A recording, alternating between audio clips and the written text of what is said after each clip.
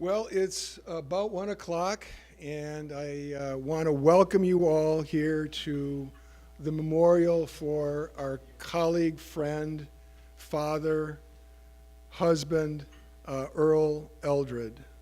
Um, More appropriately, I think this is really a celebration of Earl's life. Earl lived life to the absolute fullest.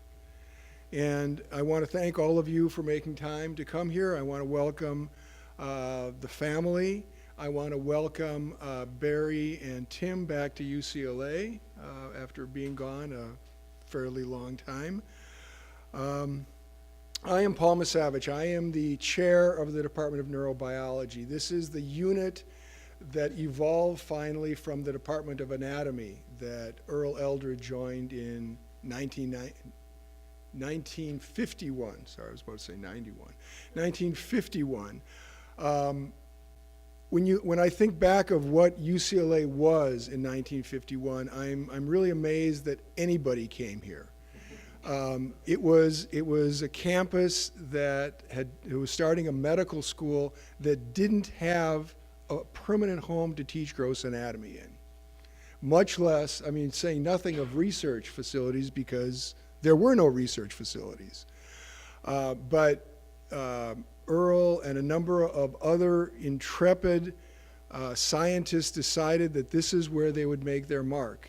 They were led by two already established scientists. One was Tib Magoon, the chair of anatomy, and the other was Charles Tom Sawyer, who were both already established researchers. But the rest of the people that came here took a huge gamble. It's a gamble that I don't know that many of us would have taken, certainly not in today's environment. We'd want to find a place that was much more secure.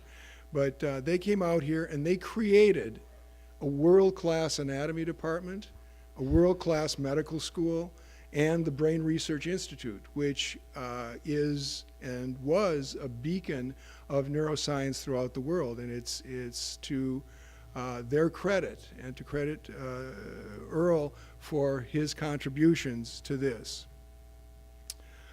I joined the faculty of the anatomy department, was still the anatomy department, in 1983. And although I probably met Earl in one of my interviews, I really didn't get to know him until we met in the weight room, because all things with Earl started and ended somehow in the weight room. Looking back on that day, I realized that at that time I was 28 and he was 64, the age that I am now. And I still go to the weight room, and I still pretend to lift weights. But Earl in those days was, in gym speak, an animal. He would lift heavy weights, he would do circuit training, he would do cardio, he would be running, he was the father of CrossFit, even though at that time no one knew what CrossFit was. But Earl was that kind of guy, and he would always come up to me and ask whether I had maxed out that day on the bench. That was very important for him to know. And unfortunately, there were very few days that I had actually maxed out.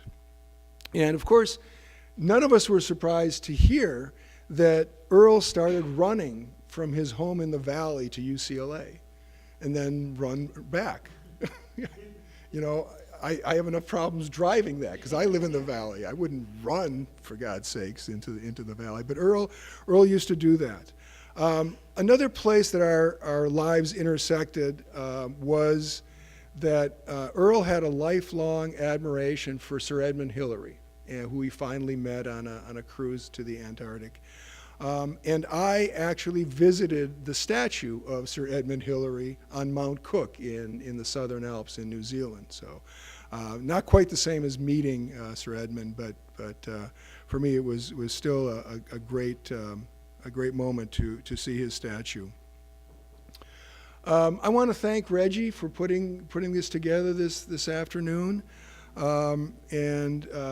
We're going to have some time at the end because unfortunately one of the people who was going to speak, Mark Fry, had a conflict and couldn't be here. So unfortunately we have a little bit of time, but that means the rest of us can talk just a tad bit longer.